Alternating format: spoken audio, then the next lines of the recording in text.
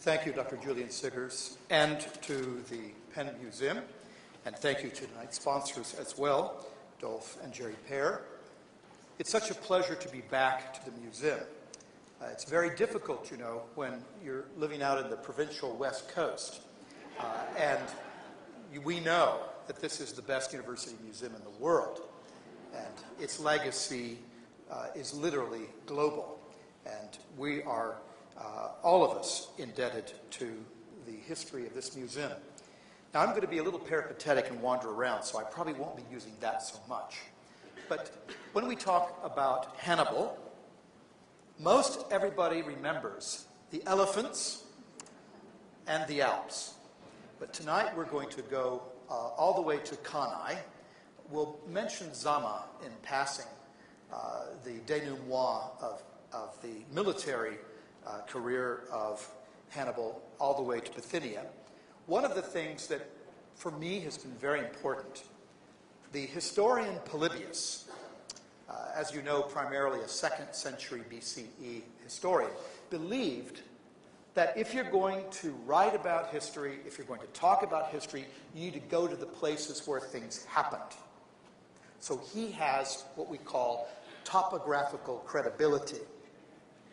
As a result, tonight, I don't want to speak as an armchair historian because I have been tracking Polybius and Livy and Hannibal for a few decades now, and that means also going to the battle sites, all of them wherever possible, not just Ticino and Trebbia and Trasimene and Volturnus and Cannae and Zama, Carthage, of course, Sagunto. So fortunately, National Geographic has been the sponsor of most of that expedition where we have gone to the battle sites. So if I am going to be talking about places, I feel it's important that if we're going to match, for example, the ancient texts, in particular Polybius and Livy after him, sometime, literally, and Appian and others, it's important then to match text and topography. I think that's a fairly soluble question. The topography may have changed somewhat in the interim of the 2,200 plus years, but on the other hand, some of these places are well known, and I will talk about those battle sites. Tonight, talking about the secret weapon of Hannibal, we might wonder what that is. But let's go in a bit, shall we? And I'm going to try not to have you here till 10 o'clock tonight. But when we think about this man, Hannibal, of course you know Hannibal ad portas, Hannibal at the gates, Hannibal the bogeyman of Rome, the nightmare of Rome for several decades. The man who, it seems though, won almost every battle, but couldn't win the war. And there are so many stories about Hannibal. Now it's interesting, when I talk about Hannibal, and I say I work on Hannibal, some people raise their eyes, particularly young people, and they say, Hannibal Lecter? No.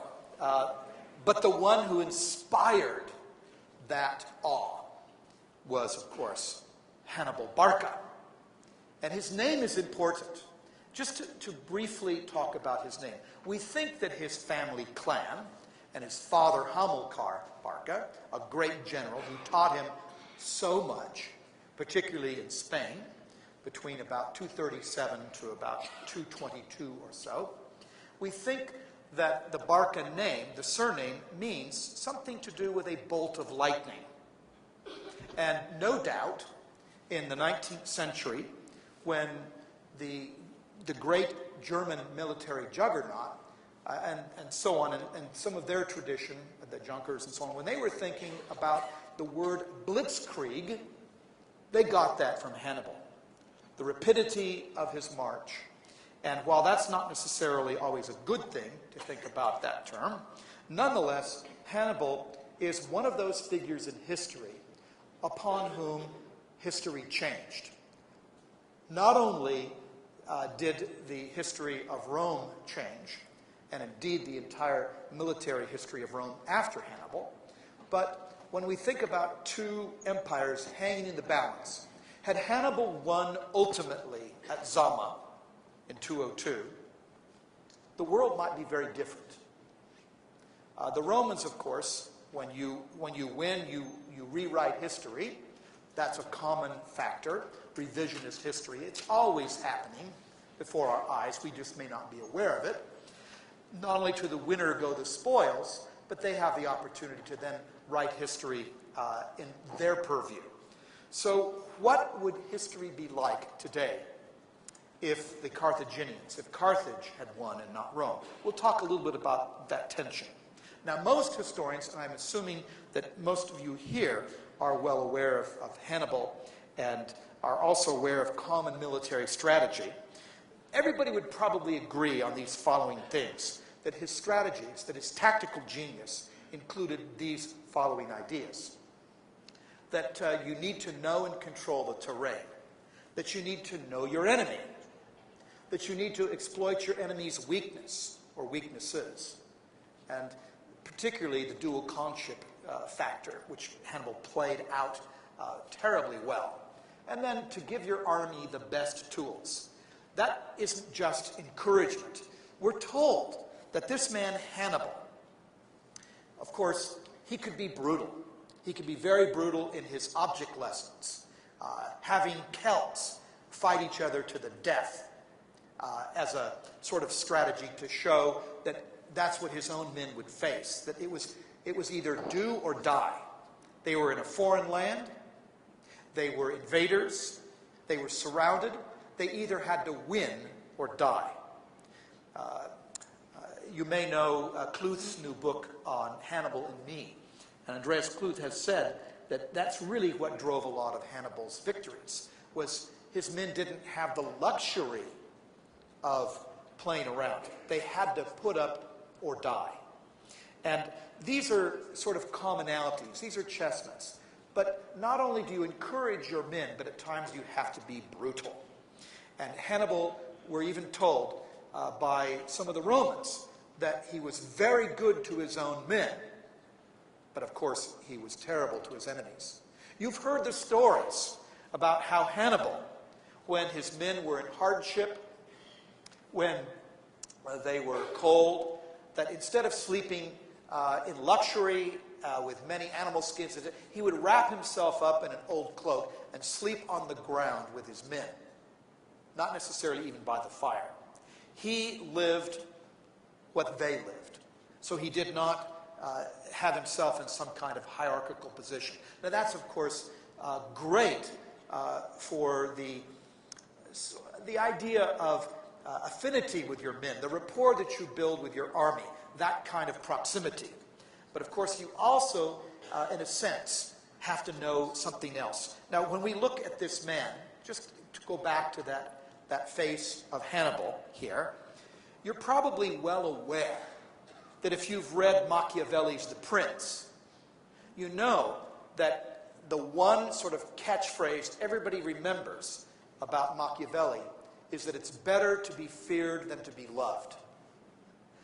If you read Machiavelli, and he's not just necessarily implying Cesare Borgia here, but he's really, if you go back and read through his passages, he derived that idea that it's better to be feared than to be loved from the example of Hannibal. We can actually see that in Machiavelli. But now, if you look at his secret weapon, it's clear that these are strategies every great general would have. Give your army the best tools, ambush wherever possible, surprise, do the unexpected. Surprise is a huge part of Hannibal's entourage. But his secret arsenal, especially because Hannibal was always numerically at a disadvantage. Wherever Hannibal went, there were more enemies. The Romans had more legions than he did.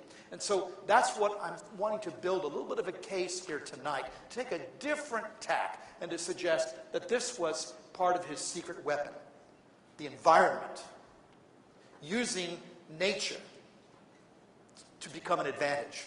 And if you look at that, it wasn't just the crossing the Alps in winter.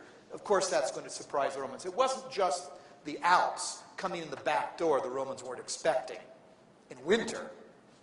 this mountain range that was, they thought, their wall. But also, he used winter to his advantage. We'll talk about that at Trebbia tonight. He used terrain that nobody else would cross, not just mountains, but also swamps. In fact, he lost his eye in the Arno swamps, coming in a way the Romans didn't expect it. Instead of coming along the Adriatic coast through Ariminum, today Rimini, he came down through the Arno River and came through the swamps there, to their great surprise. He also used fog when hot air met cold air at Trasimene to his advantage. He also, at the Volturnus, the great plain, the Ager Falernus, he used night and trickery to stop Fabius Maximus. In fact, Fabius Maximus was already self-stopped. He was called cunctator, the delayer. But Hannibal was able to trick the Romans using night to his advantage. That doesn't happen very often. And of course, also at Cannae, he used the dust-bearing wind, the scirocco or lebecchio, that would blow dust into the eyes of the Romans that obscured their vision, and it was an irritant. So time and again, he used nature to his advantage. This, I believe, is a secret weapon that Hannibal had. If your own forces are small, what can you do to add another army to your arsenal? Nature. And that's one of the reasons why, of course, Hannibal is studied in every war college in history since. So many great military historians have tracked Hannibal. Napoleon, you know, went to every single Alpine pass where he thought Hannibal might have gone through, just so he could claim. In fact, there are famous engravings where Napoleon has his name, Bonaparte, carved in after Hannibale. Napoleon, Clausewitz, even Norman Schwarzkopf, the late great general, the American forces, Belisarius, Charlemagne, Julius Caesar, all of these had Hannibal as a model. And, of course, Hannibal's own model, you know, was Alexander the Great. And he, in some sense, used some of Alexander's tactics. But I really believe that this is not a stretch to say that Hannibal's secret weapon was nature. He definitely exploited its advantages. So I'm going to keep coming back to that tonight, and you'll go with it. Let's look, though, at the larger picture first. What we have, of course, is a maritime empire, the commercial sea trade, the emporia of the Carthaginians, all over the Mediterranean, and their site, Carthage, which, as you know, was a Tyrian colony founded probably at the end of the 9th century.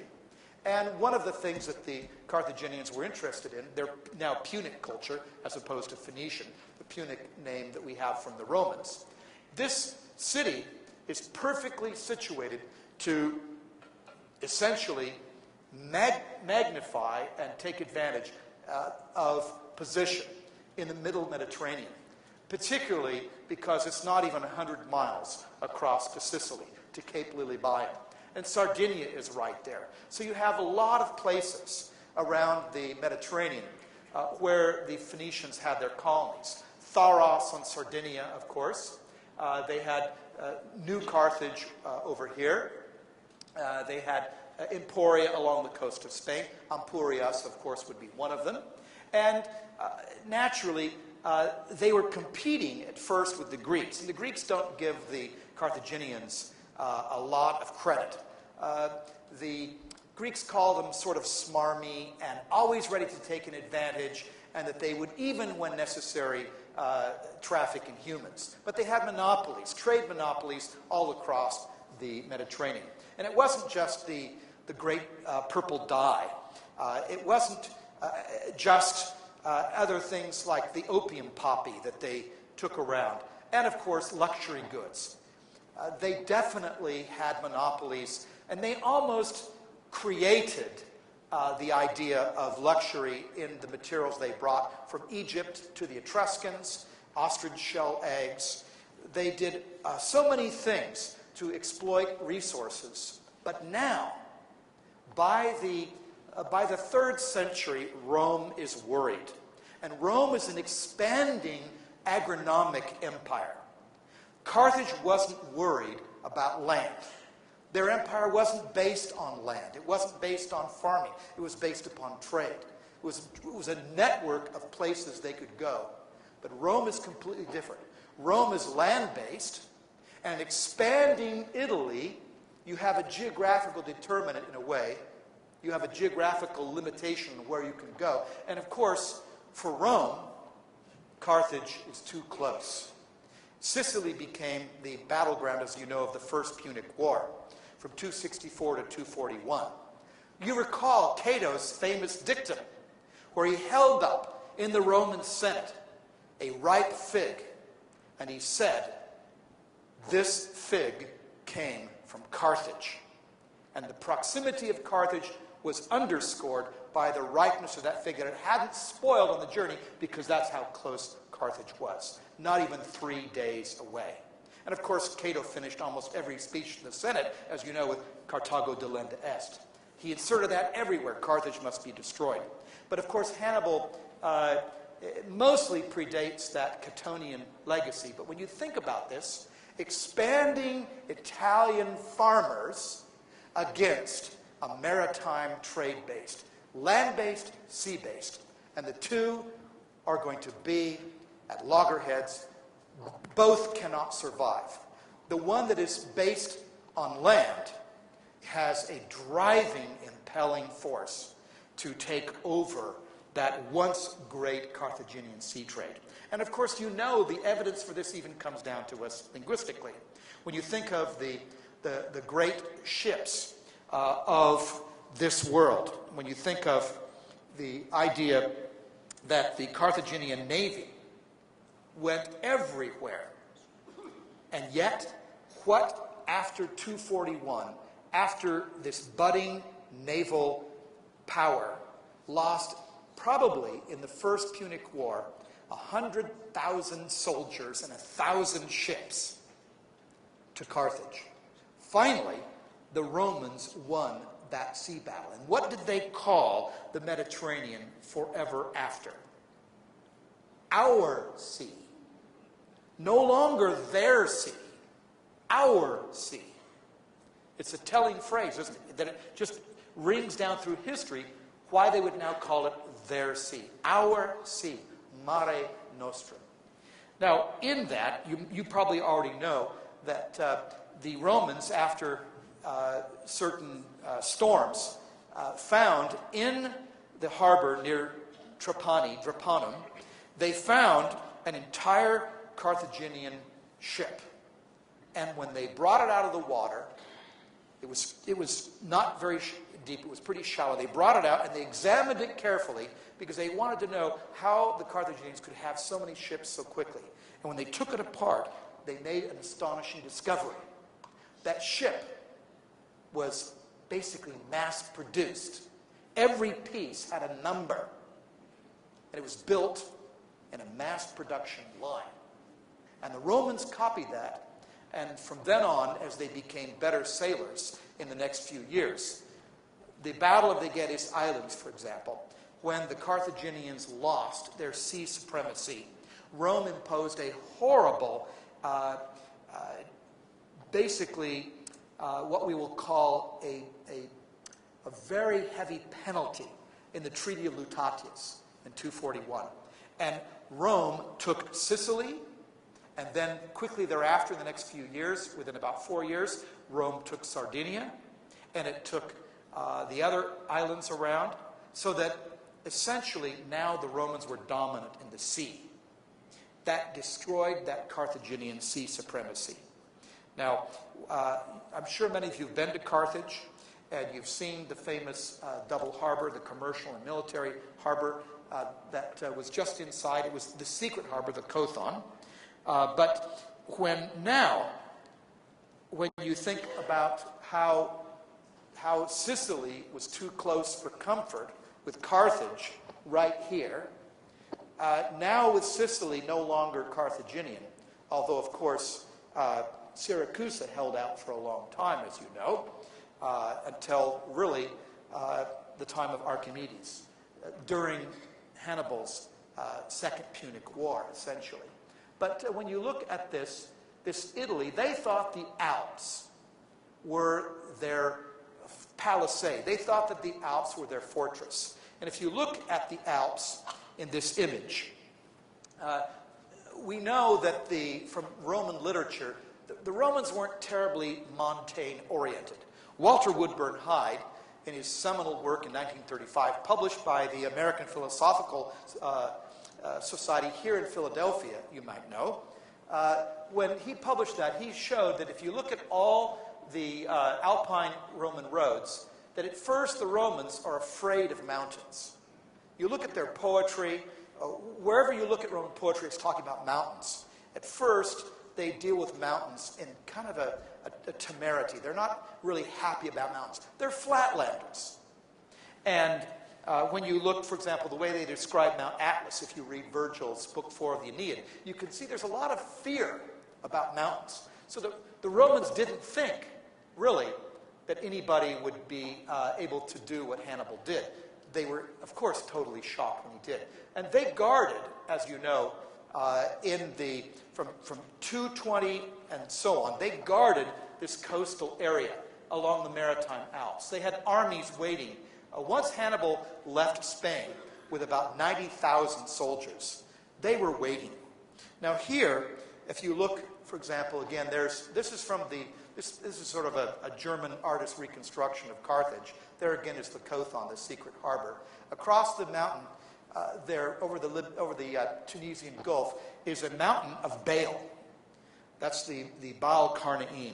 And if you look at my photo taken, you can see that same mountain across the water. This was where the Carthaginian fortress was. And after 146, when Rome destroyed Carthage, and literally just built itself, this is the Roman part, built itself right over Carthage.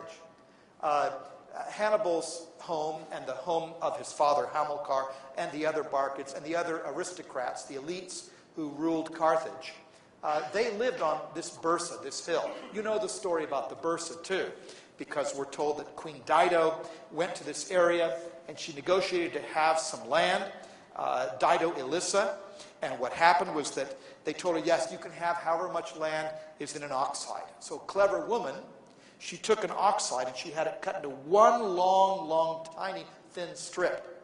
And then she could take that thong and spread it out over the hillside. And that's how she tricked the locals, Numidians or whomever. And so this is the hilltop of the Bursa. And you can see down there what's left of the secret harbor. And there's the mountain sacred to Baal. Now, why Baal comes into the picture is important. Here's another image, although this one's from the 1950s. Trust me, it doesn't look like that now. This is my picture a few years ago. There's what's left of that secret harbor. I was sitting there one day in 2008, walking around right over here, and I picked up on the shore a murex shell. That was the murex creature, the gastropod, that had that purple dye. That was a huge source of trade. But of course, because the Romans won, the Carthaginians lost, you know there's a lot of bad blood here. And the Romans were trying to also justify part of their conquest. Remember when you read Virgil's Aeneid, that Augustus Caesar gives to Mykonos, his impresario, the command to have Virgil write a story that makes his ancestors look good, the gens Julia, from Iulus Ascanius, the son of Aeneas, taking right back to the goddess of love, Venus herself. And remember, Roma is a more backwards. So Venus, the goddess of love, the mother of Aeneas, his son, Iulus Ascanius, becomes the progenitor of the Roman, as it were, royal houses. And you can see, too, that when Virgil says that you have to destroy Carthage, he says, oh, not only aggrandize my family, but find some justification for why Rome and Carthage are enemies. So, of course, because Virgil's using Homer and the Odyssey and the Iliad as a bit of his model, he makes it all fall down basically on a woman. Not Helen of Troy now, but Dido. So that enmity between Rome and Carthage also talks about something that the Romans thought was pretty bad, although they used to practice it too, originally. And that is this debated point about child sacrifice. Larry Steger has debated this with others. I mean, you've probably heard it debated here. Did the Carthaginians practice sacrifice of their eldest sons? Well, we actually hear at the famous Tophet, which is actually a Hebrew word for a sanctuary of the goddess of life sacrifice, Tanit. If you look at this, there are a lot of inscriptions that do seem to suggest that this is what you did here. You did sacrifice children. This is Tanit. And interesting, here you can see Tanit. There's Tanit. The Carthaginian inscriptions that you can go see at the Bardo Museum in Carthage, in Tunis, also suggest that this goddess, the consort of Baal, the mask of Baal, that she did demand, that's one of her signs here, and that's her other famous sign there, that if you look at these, that she and Baal do seem to require some kind of sacrifice that's usually a living victim. Now, you know that in 237, Hannibal wanted to go with his father, Hamilcar Barca, back to Spain. Hamilcar said he was going to build a war chest to basically pay this indemnity the Romans demanded in 241 from the Treaty of Lutatis, to pay the war penalty. Hamilcar goes to Spain because Spain is rich in silver, and his 9-year-old boy Hannibal wants to go with him. And Hannibal pleaded and begged to go. And his father said, all right, you can go, but you must first come with me. And Hannibal tells us later in life that he went to the temple of Baal and put his hand on a living sacrifice.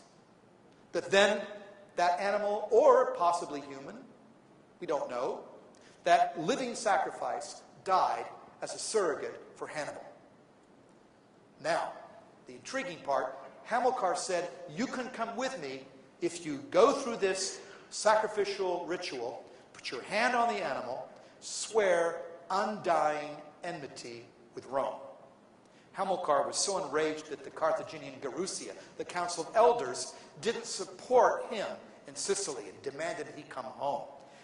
And so on and so on. There were so many issues. Hamilcar goes to Spain, but it's not just to bring back Spanish silver. Hamilcar Barca is going to build his own war chest. Hannibal, his son, his 9-year-old son, goes with him to Spain, and that's where he grows up. What's so intriguing about this? Hannibal tells this story himself. The word Hannibal, what does it mean? The name. Well, if Barca means lightning bolt, thunder and lightning, Hannibal means either the grace of Baal or the favor of Baal, or you could say Baal's favorite. He's gone through this ritual, an animal has died in his place, or a human. A live sacrifice has taken place. Hannibal's now able to go because he swears undying hatred to Rome. He goes with his father to Spain. You can actually even see here on this map, this NASA satellite, you know what that color represents, don't you? Rust. The heavy iron, the steel and iron that's going to be created in Spain. And of course, all the silver that's going to come out of New Carthage. Now, of course, you know that after Hamilcar dies in a possible ambush, we don't know exactly when, between 227 BC or so on, Hannibal is immediately chosen as the leader after his father. The armies all say, the Carthaginian armies and their allies in Spain, say that, in a sense, Hannibal's the spitting image of his father. And so Hannibal then, a few years later, he's, if you're looking for a bella causus, a cause of war, causus belli, you now are going to know that he laid siege to a Roman ally, Saguntum. And Saguntum, here it is just north of Valencia on the plain, and this whole area so terraced with thousands of years of walls. Later on you can see some of the Spanish walls from the Middle Ages up there. There's El Castillo right over here off my picture. But when you note that this was where the Saguntines were laid siege to by Hannibal for 6 months, and they were without food and water. They were the allies of Rome, and you know that how this story goes. They eventually almost starved to death. And we're told at the very end, when the Carthaginians break through, it appears that the Saguntines were eating their children who had perished. So they were probably going through in extremis, for a slightly cannibalistic way of eating their children because they had nothing left to eat. And Hannibal was astonished when they broke through the walls and saw what had happened to the Saguntines. Well, Rome was enraged. And as I said, having gone to Sagunto and worked out where Hannibal was, eventually Hannibal, with his army, he's waving the gauntlet at Rome. Rome said, all right, you cannot cross the Ebro River. You cross the Ebro River, and we know that means war. Well, of course, Hannibal crossed the Ebro River. Took 90,000 soldiers, dropped 10 off here, 10 off here. He put 10,000 on each side of the Ebro River. And the Ebro River was the Iber then, hence the name Iberia. And he crosses the Pyrenees and gets over into Gaul, continues on. He meets with Gaulish chieftains who tell him, look, Hannibal, we are your allies. We don't like what Rome is doing, particularly in Italy. Rome has taken over a lot of our land, particularly the Boii tribe, which, around today, Bologna, and they said, we'll help you across. Polybius tells us that Hannibal didn't just suddenly decide to make a jaunt over the Alps. He carefully researched where he was going to go. He had scouts with him. Polybius says, it's idiotic to think that Hannibal would go without researching the way. And of course he did. And of course the Romans thought, by traversing armies back and forth, they thought with their next ally, Massilia, today Marseille, they thought they could keep Hannibal from coming this way. Well, Hannibal knew that this wasn't the way to go. And the Carthaginians with him, the Libyans, the Africans, the Celtiberians, all of his allies, knew that they couldn't go this route because it was guarded. Well, the question is, so why did Hannibal cross the Alps? It's going to surprise Rome, but also there's no way that that passageway through the base of the Maritime Alps will work. Well, there's another possible reason here with Hannibal crossing the Alps.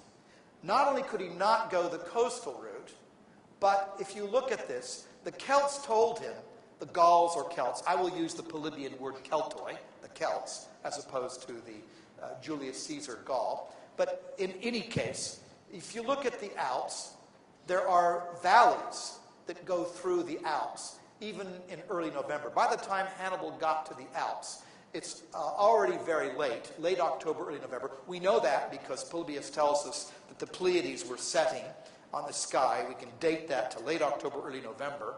And Hannibal's not going to go this way. If you look, he's not going to go along the crest of the mountains. That would be very foolish. Hannibal's going to follow the valleys. And regardless of which route, for us, at least my team, we believe that he went through the central Caudian Alps in the west because he first engaged with the tribe of the Allobroges. He mediated between two Allobroges brothers. But if you look at this, this here appears to be, for us, the most feasible route. Here's Torino, Turin, right here. This is the city that he came out from the Alps and engaged and then basically destroyed Torino, the Taurini tribe, rather, the Taurini who are here. And the easiest way through the Alps may not be right here. The easiest way through the Alps may be through Montgenèvre Pass. But it doesn't fulfill all the conditions that we think are necessary. Now, going through the Alps, just a quick idea. If I could just give you something a little speculative, I think that with a name like Hannibal, his god Baal is a storm god and a mountain god. I think Hannibal had a predisposition to going over the Alps because his god was the god of mountains and storms. So the Alps were not so formidable a barrier to him. And yet everybody thinks about those 37 elephants that he took. And we don't even know how many elephants perished along the way. It's not necessarily that a whole lot did. Maybe all 37 that he has at the beginning of the Alps make it over. But of course they don't survive. Only one survives that winter in Italy. But regardless of the drama of this, here's the color Livy brings to us. The dreadful vision was now before their eyes. This is before the Carthaginians. Livy says, the towering peaks, the snow-clad pinnacles soaring to the sky, the people with their wild and ragged hair. Livy's so good for the color. You love Livy on that. And even though Livy did not do what Hannibal did, Livy did not himself walk the route that Polybius did. Livy didn't, Polybius did. And we think we've got some of the ambush spots by the Celts, the Leucopetron and Polybius, the White Rock Place Gorge. That's a huge, as you can see, a geological anticline, made more dramatic by the forest around it. And we've been able to check on the dissolution of the stone, the dolomite around here. And we do believe that this was what was here the 2,500 years ago when Hannibal came through. Hannibal's trapped into this gorge, we believe.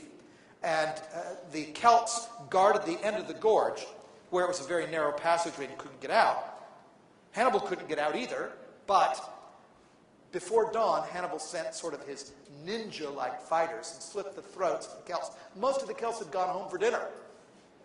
So he slit their throats, his guards did, his really desperate but hardened veterans, and they got out and they went over the mountain pass. This gorge, where the second ambush takes place, Polybius is very careful to say it's 1 day's march from the summit. And here, we believe, is the summit where Hannibal camped. We found a lot of campground ash, a thin layer of ash from a lot of people, and we're now radiocarbon dating some of that ash. This is my team in 2007 when National Geographic took us. You can see it snowed that morning. It's about almost close to 9,000 feet. And that's me wearing shorts and T-shirt. I don't feel the cold anymore. Now, it's interesting. These guys here are some Stanford football players. I've always been able to lure Stanford athletes to come because they're hardy and they're intellectually also curious. And when this man, Joël Blay, right here, he's a French alpinist, mountain guide, climber, champion skier, champion bicyclist. When Joël sees the big football players coming out of the van, these big football players, 300-pounders trying to squeeze through a van door. And Joël says, Patrick, you brought les éléphants. So, we have good teams. And I get to take my weak brain and add really bright people, and we have good teamwork. So we've been over this area. We've been over many, many, many alpine passes. This is the top of the Clapier right here. And, of course, there is snow very often at the 8,000-foot line, which is important for the Polybian criteria. We've done about 30 of these sondages across this plain. You could easily camp 30,000 or more soldiers here. It's very easy. In fact, there are cows that graze along here, and sometimes they come and sniff around our sondages. But the top of the summit is right here. And so from this right here, it's a 5-minute walk to look down into Italy. So we think this is the right place. It fits all the criteria. But, of course, there are other contenders. There are other possibilities. The Grand Saint Bernard is too far away. You'd have to add another couple days to get down to Turin. This is the Petit Saint Bernard route. I don't think that works either because you'd still have to come down through the Selassie. And even Livy says that's not right. Montgenèvre is actually the easiest way to go, the green, right here. But it doesn't have the criteria because it doesn't have year-round snow. And there has to be snow lasting from the winter because Hannibal's pack animals and men slipped as they were descending through the surface snow to the ice underneath, Polybius says, from the previous winter. So we think that puts a fairly high criterion up. Some claim the traversette. Gavin de Beer did this. John Prevost, my friend, also believes this route. But why Hannibal would go and then not take the easy route and come over the traversette is tricky, especially because the traversette geologically may not even have been there 2,500 years ago. It's very young geologically. Plus, as the great F.W. Walbank says, the philological reconstruction for that route is not good. In 1956, Walbank completely demolished that route in the Journal of Roman Studies, partly because Hannibal has to engage the Allobrosians.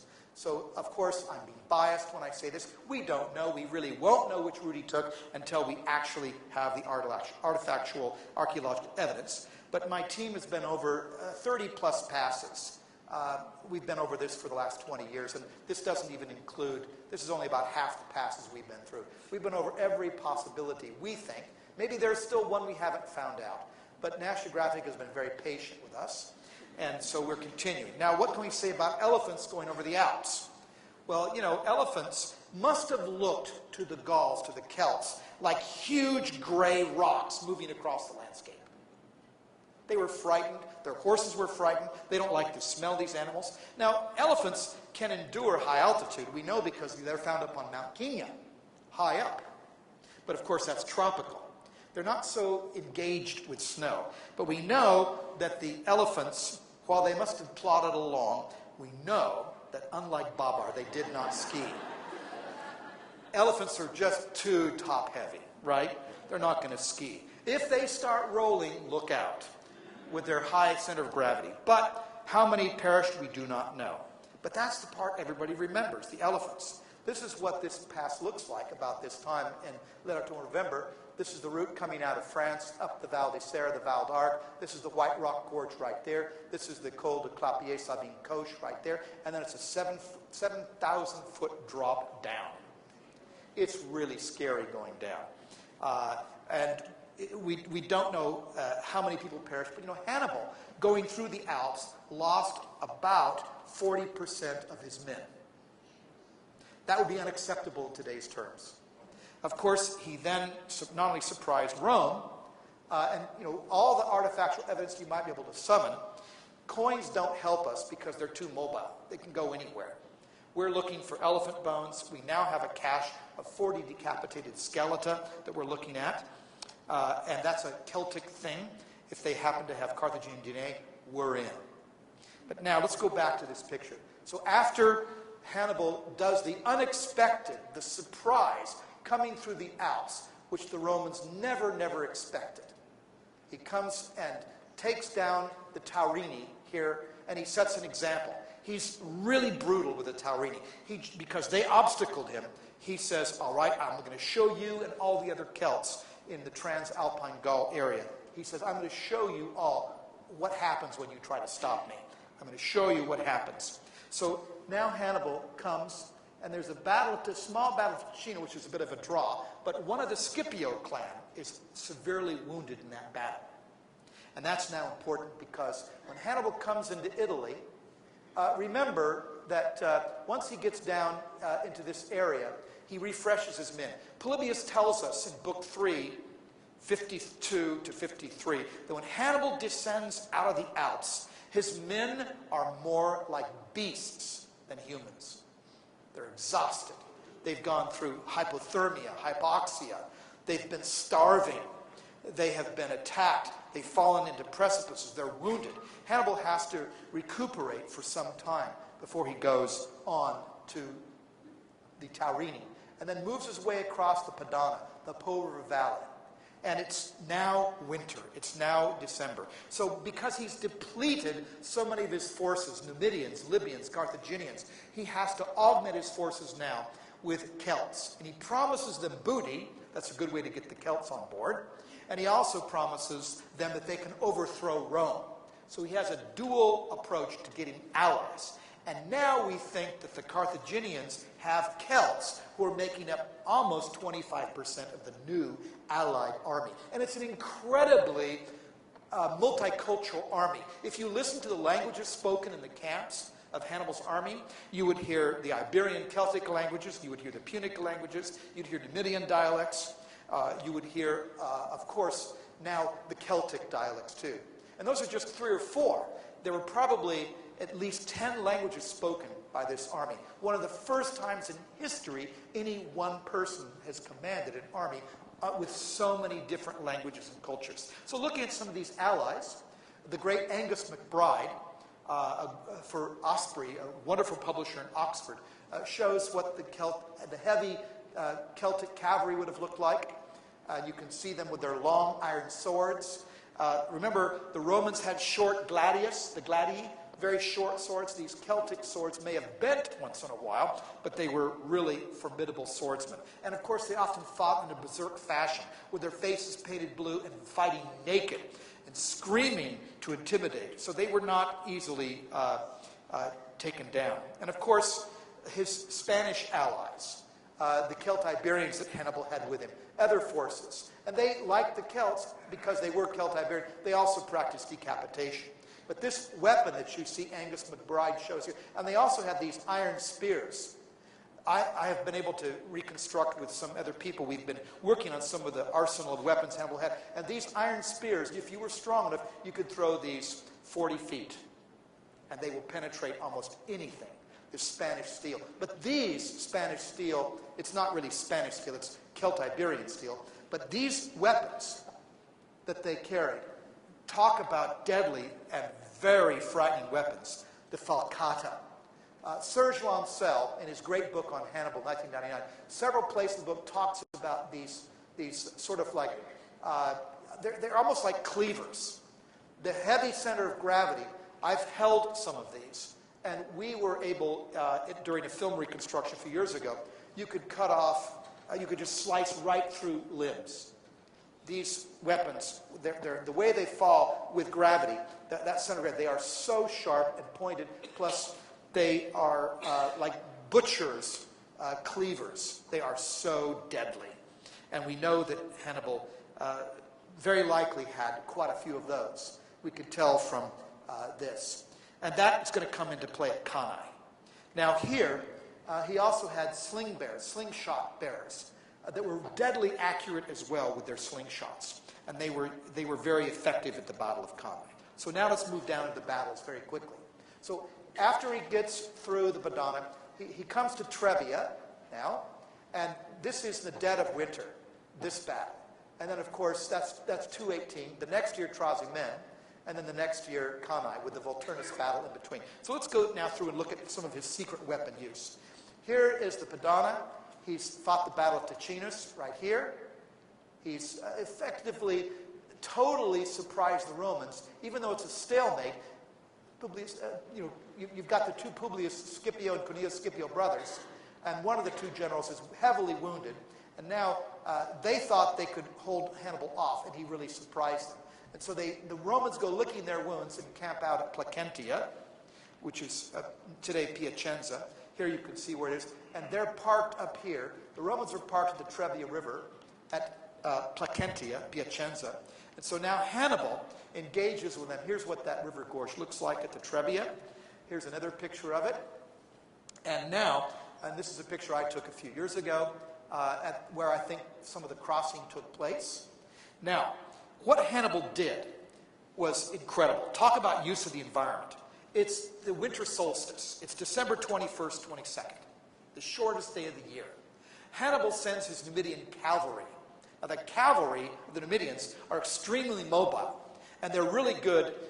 We may even be thinking of like the Parthians. When you think of the parting shot of the Parthians, they pretend to flee, but then they shoot backwards. They're better shooting backwards than forwards. Well, we don't know if that's true with the Numidians, but they were really effective. And they went across the Trebbia River to the Roman camp on its east side. And now Hannibal uses against the Romans something that they would change after Hannibal. The way the Romans worked was on an army of mostly conscripts, militia, citizen farmers, and so on. You really don't have a lot of professional soldiers. But every other day you change who's in charge of battle. You have a veteran consul, then you have a political appointee. Which one does Hannibal want to fight? The veteran or the political appointee? You get it. So Hannibal knew that Sempronius was a hothead and a demagogue, and he was the political appointee. So Hannibal sent his Numidian cavalry across the Trebbia River, and think about how cold that river would be in late December. He sent him across, and he taunted the Romans. Now, Hannibal that night before had sent Mago, probably the Mago who's his brother, with an ambush force down the river, out of sight. And then Hannibal took with his men, and he had them grease up with pig fat and oil, really larded up to withstand the cold. And then the cavalry of the Numidians went across the river long before breakfast. They had fed, but the Romans hadn't eaten breakfast yet. And Sempronius, the Roman, the hothead, while Scipio was wounded and couldn't fight, Sempronius was enraged when the Numidians were taunting his men. And so he did exactly what Hannibal expected him to do. Hannibal knew he was a hothead. He knew his enemy. He knew his weaknesses. He knew that Sempronius was in charge that day. Hannibal had great spies. So what the Romans did, now just think of the folly. They ran full charging force after the Numidian cavalry. Now the horses of the Numidians were still above the water level. Their legs may have been cold, but the Numidians, who were their horsemen, were above the water. They taunted the Romans and dashed back across the river with the Romans in full force. Can you imagine what happened to the Romans? They hadn't had breakfast. Sempronius thought he was going to do once for all this Hannibal in. And as a fool, his army crossed this river, the Trebbia, and before they even got out of the water, the cold hit them so hard, the hypothermia. And as they clambered out of the banks, their clothes froze on them. How effective were they that day? Hannibal used nature. He used the Trebbia River as part of his arsenal, a freezing river. And of course, what happened in battle after the Romans they tried to break through. In some sense, they broke through part. Then Mago came through behind them and wiped them out. A few of the Romans escaped to Placentia, to Piacenza today. But when you look at that day, we know that only 3,000 to 5,000 of Hannibal's army died, but 36,000 Roman soldiers, 14,000 died that day. That's a heavy battle loss. Rome tried to write it off. They tried to make excuses for it. Of course, the Romans had allies too, and Hannibal had a lot of spies among their allies.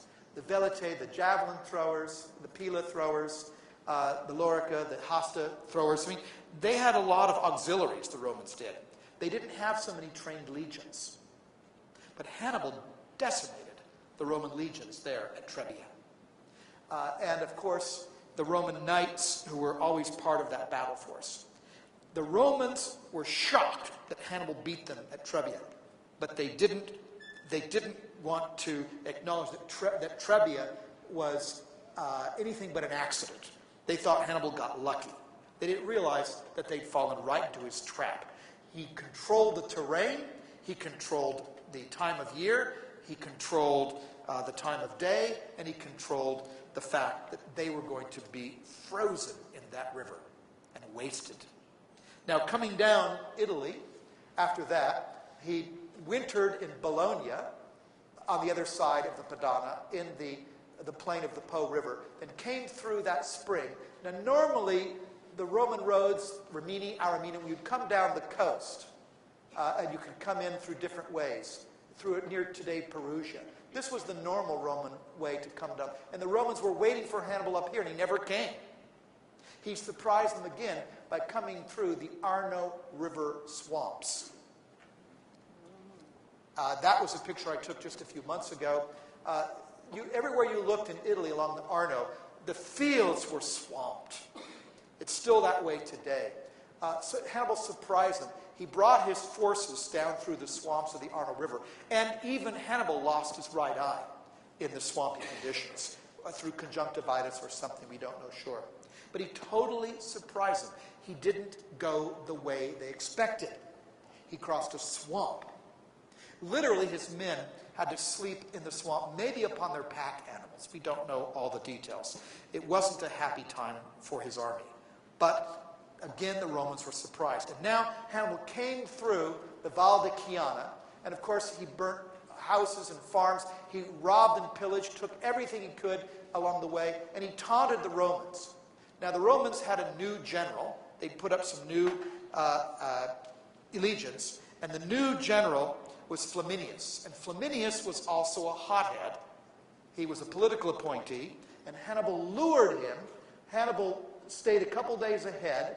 Once the Romans got through this area, they came across, and Hannibal stayed out of their way, but now Hannibal sets a trap right here. You all know Cortona right here? what Hannibal did. Here's the area around Lake Trasimene. The lake was much bigger in Hannibal's day. The hills of Cortona are over here on the left. Hannibal waited. He set his army. He waited until Flaminius knew where he was going. Here's the same area today. This was all water in Hannibal's time. And so the actual line of hills would have been closer. There was only a narrow part of the coast between Lake Trasimene and the hills of Cortona at that time. This is from the west.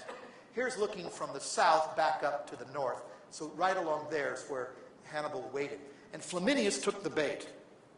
Now, Hannibal waited until Flaminius saw that his army was ahead of him. And then Hannibal ducked into these hills just on the north side of Lake Trasimeno. And what happened? Flaminius came roaring right after him one early summer morning. In fact, it was in June. Now, in June, the water off the lake, because the lake is cool and the hills around are warm, you have fog. That's exactly what Hannibal was counting on. This is looking from Cortona, and there's the area right there of where Hannibal trapped him.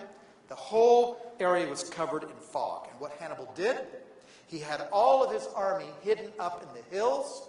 The Romans, under Flaminius, came charging through. Chaos ensued. Hannibal's veterans, the timing was always so critical. As soon as the Romans had taken the bait, fallen into the trap, in the fog, down came the Carthaginian army with all of their forces from the hills. And the Romans came in, and it was a huge slaughter. They were trapped in this valley, and they were pushed into the lake, into the marshes of the lake. That day, when you look at it, you had so many Romans who died.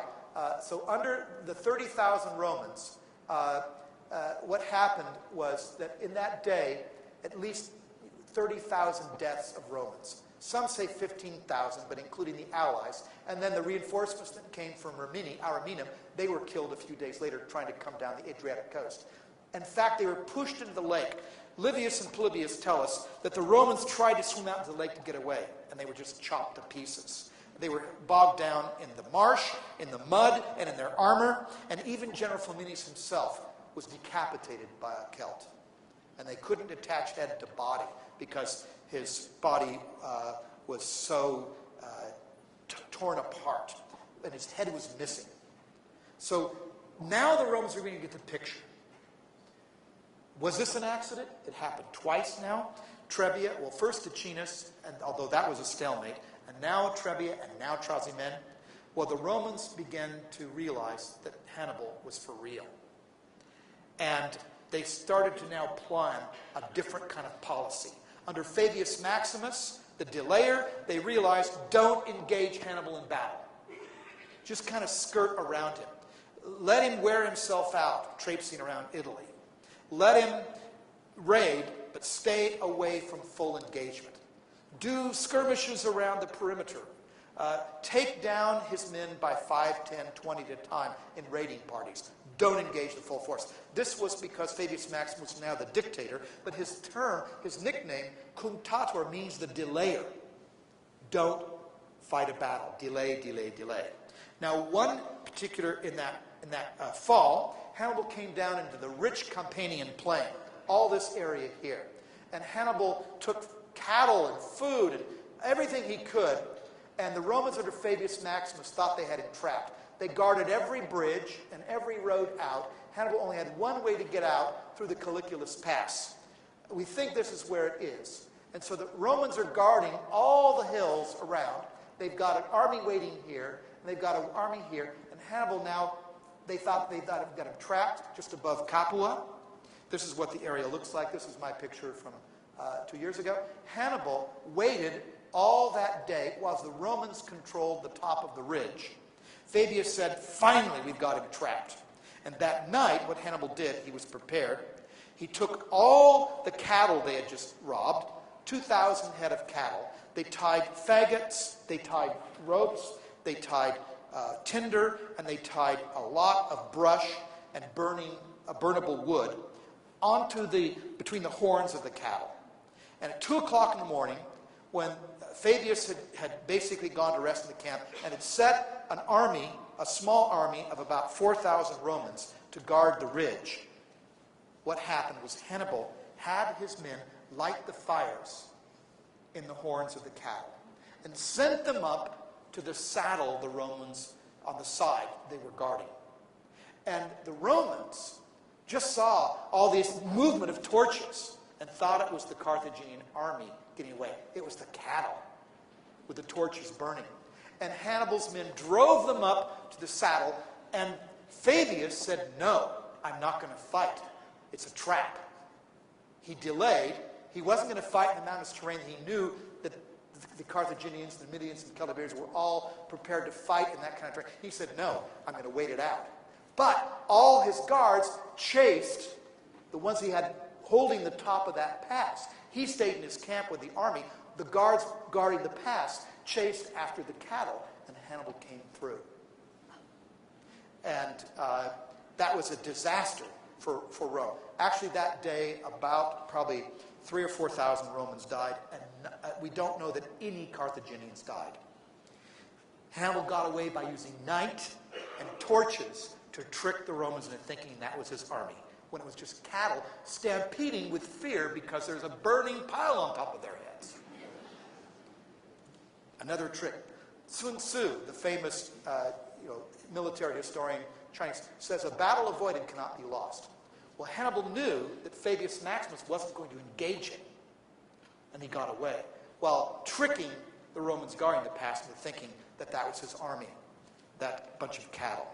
Now, for the next year, Hannibal's engaging back and forth at Geronium and Apulia. He's raiding, but he's getting low on his supplies. And he comes down and he takes a Roman depot in Apulia at Canusium. And he knows that that's where the Romans are going to store all the harvest. And it's a fairly early harvest. Now, one of the things that Hannibal does now at Cannae, this is the time of year when what's called the Lebeckia, the Scirocco, would be very strong. And here you can see off the coast of Libya this dust storm coming in, and this is Cannae right here. And there's a heavy wind of dust-laden wind coming across. Hannibal knows the Romans are going to come down. Sorry, Cannae is right up here. And so this wind off of the coast with the sand and the dust in it, Hannibal sets up at Cannae. And this is Cannae today. It's a narrow valley with the Aufidus River, now called the Ofanto, running through it. And here you can see the river right here. There's a famous mine. There was this site up here at Canusium. This was the depot. And Hannibal waited for the Romans, and he chose the place. He chose this narrow valley with the river on the side, and he knew that Paulus, Aemilius Paulus, the main Roman general, did not want to fight there because it would not be good. The Romans brought about, we think, somewhere close to 80,000 soldiers. They raised new legions, 8 new legions. There were only 2 legions mostly left from the decimations of Trasimene and Trebbia, and they had all raw recruits. They didn't even have time to train them. The new legions, under new leadership. Aemilius Paulus is from a very famous Roman family, the Aemilian family, going back to the Sabines, possibly Numa Pompilius. And Paulus did not want to fight. But the other general, the political appointee, Terentius Varro is another political demagogue. He's an orator, not a fighter.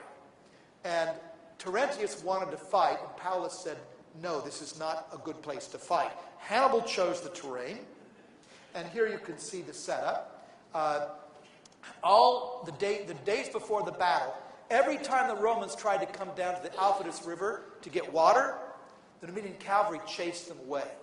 So the Romans were very dehydrated, and they'd massed a huge force of soldiers, possibly 80,000 infantry, plus about maybe 6,000 cavalry. That's way less than Hannibal has in terms of cavalry. Hannibal has 10,000 cavalry and maybe 40,000 men, whereas the Romans have maybe 80,000 soldiers altogether, which is maybe with 15,000 auxiliaries. But what happens is that the terrain is not good for the Romans, because what happens is, this is actually not the best picture. All the Romans were massed together, and they tried to fight this like a Greek phalanx. They tried to fight it in mass. All their men were compressed together.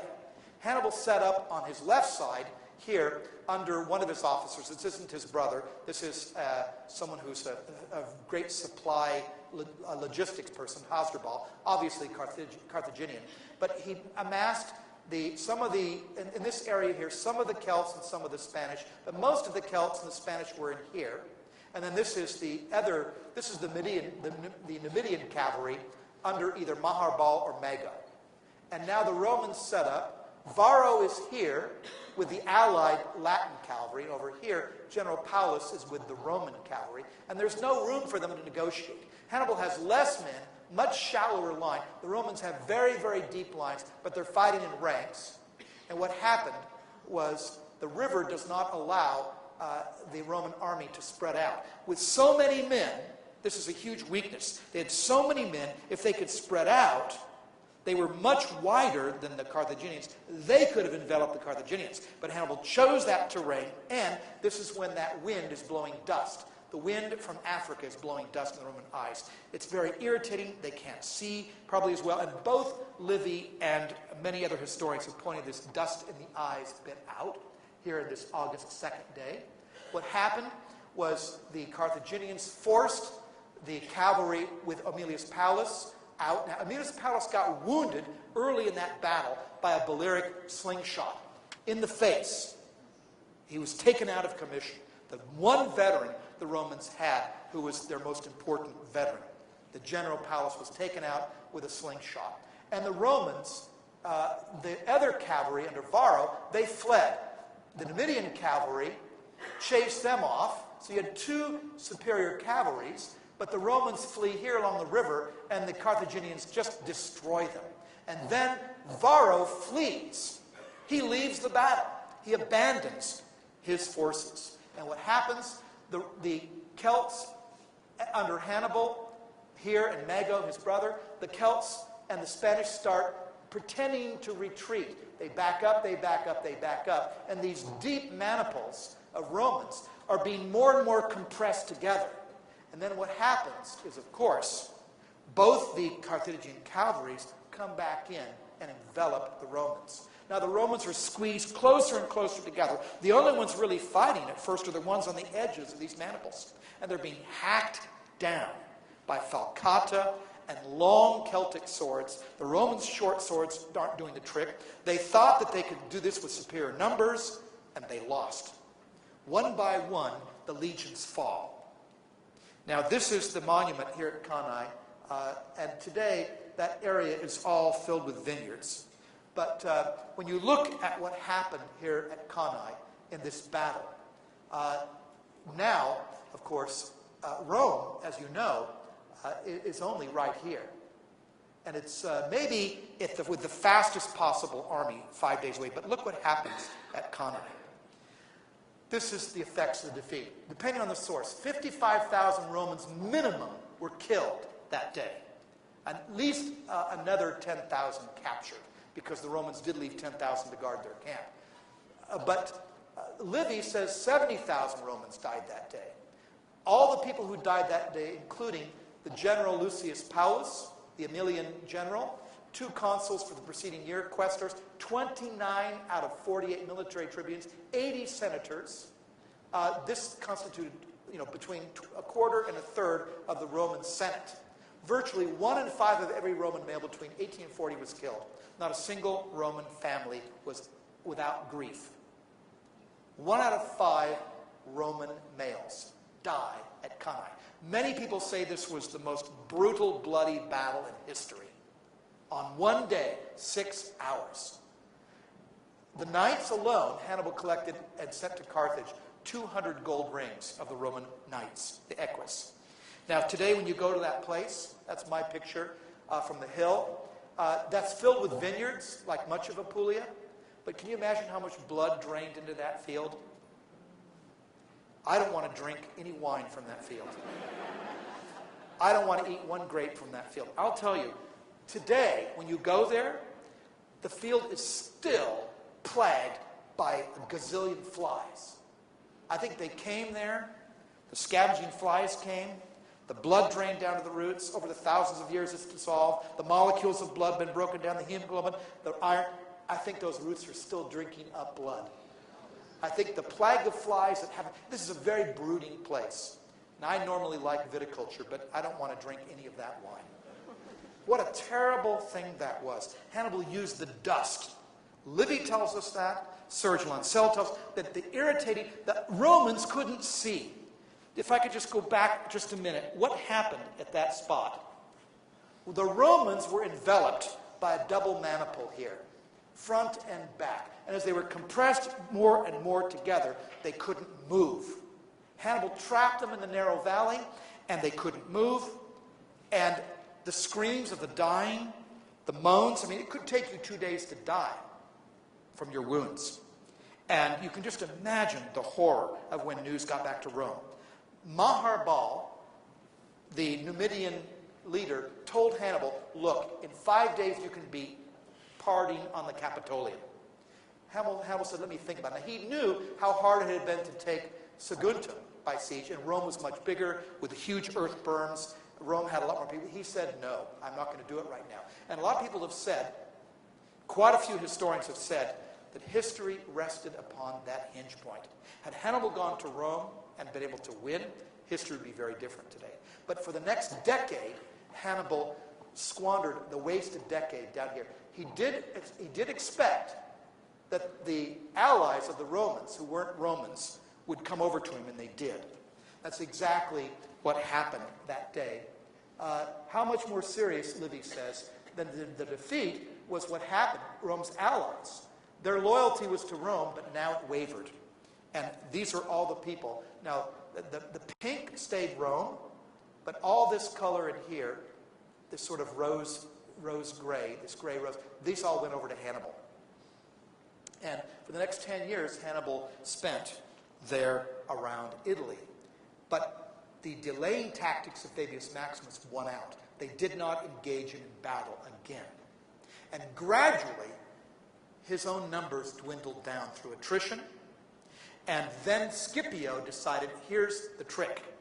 I'm going to take the battle. Scipio Africanus, whose uncle and father had fought in Spain, had fought in Ticino. One of them had been killed. Now Scipio persuades the Roman Senate to let him take an army to Carthage. And that scares the Carthaginians in Carthage, the Gerusia, into demanding Hannibal come home in 202. So they blockaded in 204. But this man Hannibal, just to finish this up, he lost at Zama, it is true. The Numidian cavalry, the Numidians went over to the Romans by bribes. He had hardly any veterans left. He has to leave Italy behind. He comes to Carthage, and he loses at Zama. He has raw recruits and elephants that are untrained. The Romans know how to deal with that. Hannibal loses at Zama, but doesn't lose his life. And he flees first. About 5 years later, he becomes an important politician in Carthage. And now, of course, a heavy penalty is going to be paid. But the Romans leave him alone until one day they come and demand him in person. And he escapes that night, flees first to, as you know, back to Tyre, to Phoenicia, to his homeland, his parents' homeland, really the homeland of his ancestors rather than his own direct family. And then he tries to militate against Rome, gets various Macedonians to fight against Rome. But you know what happened in 207. A few days, in 207, Hannibal's brother, Hasdrubal, brought an army from Spain. And they were met at Metaurus by a Roman army that massacred them. And the reason why is their ciphers were not done in code. Their ciphers, all their communications were done in Punic, and the Romans could read Punic. When Hannibal's brother's head was thrown before him in the tent, Hannibal said, there lies the future of Carthage. The handwriting was on the wall. Here's a man who can nearly win every battle. 100,000 Romans die at his hands. He changes, because of Hannibal, he changes Roman military tactics forever. Here's the statue at the Louvre, I'm sure you can see, with the upside-down Roman eagle. There are the 200 rings from battle. After Hannibal, the Romans realized we can't have citizen militia farmers anymore. We have to have committed, dedicated, real armies. And we can't have this two-consul thing anymore. We have to now have hard military victory, really trained veterans leading the army. Everything about Roman military changed after Hannibal. The legacy is incredible. I don't want to take any more of your time, but you can see the Senatus Populisque Romanus here is upside down. Hannibal's foot on the Roman eagle, and there are all the rings, 200 rings collected after Cannae. What is this man, though, what has he done? Well, we can look at his tactics, and we can say, these are the normal strategies that now everybody claims are common. Know and control the terrain, which he did. Know your enemy, which he did. Know your enemy's weaknesses and exploit them, which he did, including that dual consulship. Give your army the best tools, including psychology. Encourage your men, but be brutal. Ambush wherever possible. Use as much deception as you can. Do the unexpected. And then here, when you have numerical disadvantage, when you face superior numbers, cross mountains in winter, use winter cold to destroy a Roman army frozen at that river, cross swamps in spring, use summer fog, fight at night with torches between the horns of cattle to deceive the Romans, and use the dust-blowing wind at Cannae. Hannibal comes down as the greatest strategist in military history. But isn't it quite ironic? Besides being the bogeyman that children are scared when they hear Hannibal ad portos, Hannibal at the gates, Hannibal at the gates, out of Rome's greatest crisis, here's the man who knows how to win decisive battles. Maharba said, go to Rome and take it, and Hannibal didn't. Could he have? Would history have been different had he done that after Cannae when Rome was quaking? The man who can win and win and win and win and win, but ultimately lose the war. Greatest military strategist in history? Many say yes. I believe that he used nature to his advantage when he had a numerical disadvantage. His secret arsenal of weapons included every possible trick he could devise with nature as his secret army. Thank you.